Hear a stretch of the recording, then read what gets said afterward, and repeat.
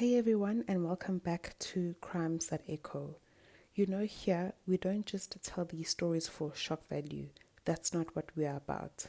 We dig for the truth, chase after justice, and seriously just make sure we remember the people involved. We really try to look into the dark corners of the past, hoping to bring some light to today and maybe help keep us all a bit safer. Every single case file we open is a testament to lives that got totally messed up, and it's really a stark reminder of how deeply crime can hit individuals, families, and honestly, just everyone around. Today's case is one that truly shook South Africa, exposing the raw brutality of gender-based violence and highlighting the incredible spirit of a young woman who dedicated her life to fighting it. This is the heartbreaking story of Nosicelo Mtebeni, a brilliant final year law student from the University of Fort Hare. Now, Nosicelo, born on the 13th of April 1998, hailing from Vosloorus, Gauteng, wasn't just any student. She was one of those people who truly shine, Her aunt, Nomvula Beauty Gugushe, shared how Nosicelo didn't like seeing injustice done to other people. Think about that. She was driven by this incredible sense of compassion. That's why she was studying law. She genuinely wanted to fight for children and women's rights. She was on a path to becoming something truly impactful, a real force for good. But then in August 2021, something truly unthinkable happened in Quickney, East London. Nosicelo's promising future, all those dreams, were brutally taken from her. Her remains were discovered, tragically, in a suitcase and a refuse bag. And if that wasn't horrifying enough, parts were found in the very room she shared with her boyfriend, Aluta Pasile. I mean, can you even imagine? The person she lived with, the person she should have felt safest with, became the ultimate betrayer. Aluta Pasile, who was 25, was swiftly arrested. The charges: murder and defeating the ends of justice. This discovery sent absolute shockwaves across the country, ripping open the raw wound of intimate partner violence in South Africa. It wasn't just a crime. It was a deeply personal, devastating act of betrayal. So the legal proceedings began, and honestly, everyone was watching. In November 2021, Aluta Pasile pleaded guilty to both charges. His excuse? Jealousy over alleged cheating messages.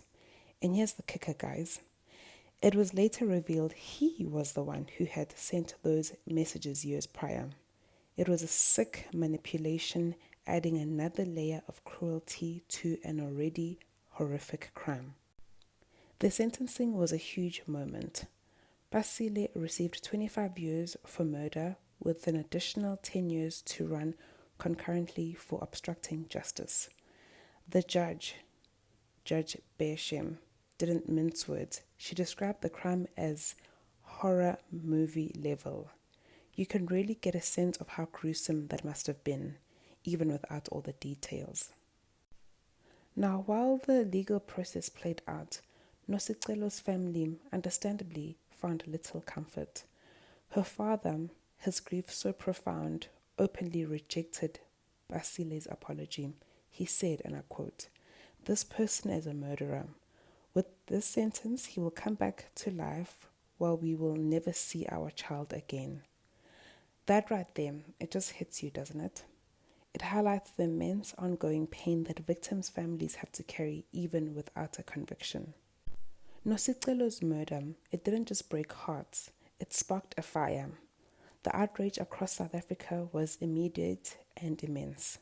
Students and activists united in their sorrow and absolute fury, staged incredible protest vigils outside the East London court during the bail hearings.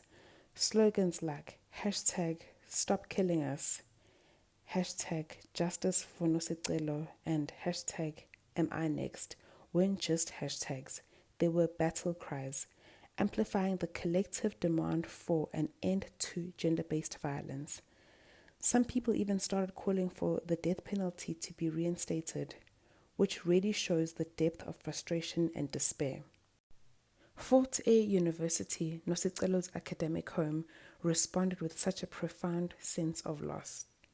They held an official memorial, even suspending operations to honor her.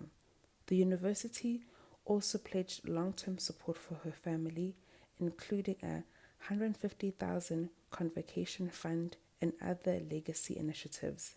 It was their way of saying, we will not forget her, her spirit will live on here. What truly makes Nosicelo's story even more heartbreaking and honestly more infuriating is that she herself was deeply involved in fighting the very violence that ultimately took her life. As an SRC gender officer, she was outspoken, passionate about launching activism projects, and she tackled issues of patriarchy long before they were even part of the national conversation. Get this, a Facebook post from her in 2019, years before her death, emphasized self-defense awareness for women. It's like a chilling premonition of the dangers she was so acutely aware of.